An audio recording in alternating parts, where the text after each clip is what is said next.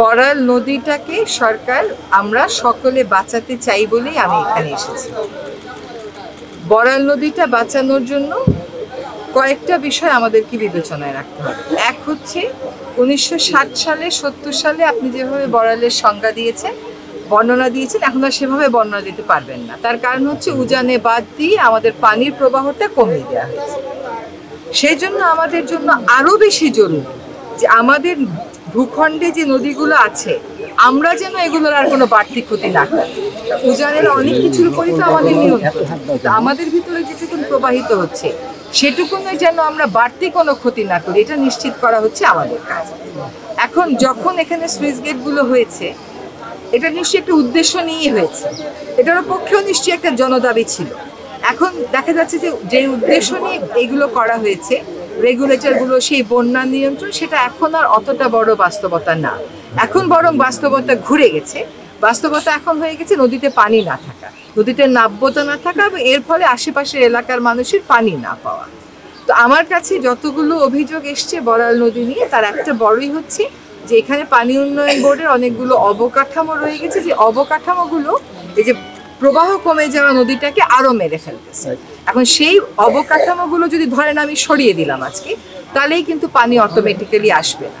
কারণ হচ্ছে কোনো কোনো জায়গায় নদীর তলদেশ উঁচু হয়ে গেছে, সেখানে আপনি খনন না করলে, শুধু যদি আপনি অবকাঠামোগুলো সরিয়ে দেন তাহলে কোনো লাভ হবে না।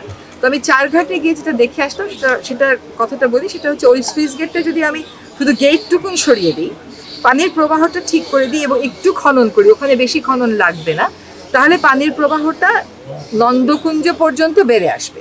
কিন্তু এই নন্দকুঞ্জ থেকে যে ডাউনের ব্যাপারটা, সেখানে আমাকে আরো অনেক বেশি খননের দিকে যেতে হবে। এবং এই যে এখানে যে সুইচ গেটটা দেখলাম, এইটা আসলে আমি এখন তো বর্ষার শুরু, এখনই যে পরিমাণ পানি দেখলাম, তার মানে তো শীতের সময় এখানে পানি থাকে না বললেই চলে। যেখানে পানিই নাই সেখানে আমি সুইচ গেটটা দিয়ে করছিটাকে, এটা তো একটা বড় কথা।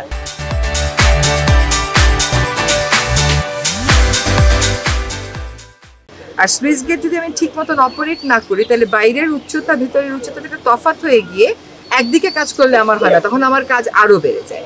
ফলে বড়ালটাকে বাঁচাবার জন্যই আমরা এসেছি। বড়ালটা অবশ্যই সিএস খতিয়ান ধরেই হবে। যদি কোনো কারণে নদীর স্বাভাবিক প্রবাহ সিএস থেকে সরে যায়, তখন আরএস এবং বিএস এর প্রশ্ন। নদীর স্বাভাবিক প্রবাহ যদি সিএস এই থাকে তাহলে সিএস ধরে হবে। পানি উন্নয়ন বোর্ডকে যেটা বলা হয়েছে সেটা হচ্ছে সকলের সাথে কথা বলে, শুধু তাদের উপকারভোগীদের সাথে তারা কথা বলবে না, সকলের সাথে কথা বলে। ডিসি মহোদয়রা আছেন, ইউএনও মহোদয় আছে, আপনারা আছেন, সবচেয়ে বড় কথা। কারণ এই নদীটা হচ্ছে জনগণের সম্পত্তি, এটা ডিসিরও সম্পত্তি না, ওটার খতিয়ানে আছে, কিন্তু সম্পদটা তো আপনার আমার।